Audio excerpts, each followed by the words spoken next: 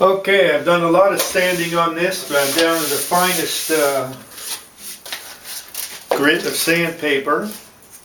So I didn't video all the rough stuff. I just want to do this to demonstrate how this little lathe, it's a wooden drum all put together with slats of wood like this, alternating between mahogany like this. This one broke when I steam bent it.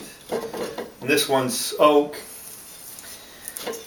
These are wood strips cut, steam bent, glued together in a jig to make this drum shell. And I built this little lathe with an old motor and some wood and a threaded rod. And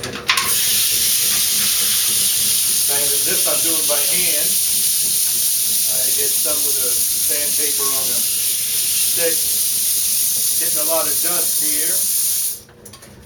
I turned off the fan so the noise wouldn't interfere with the video.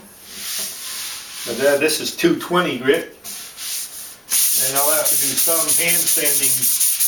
All the other sanding was against the grain, so now I'll have to sand it by hand in line with the grain to get the final finish on it. And then I'm going to spray it with a clear automotive top coat. And then we'll put the heads on it and see how it sounds. Okay, so much for that.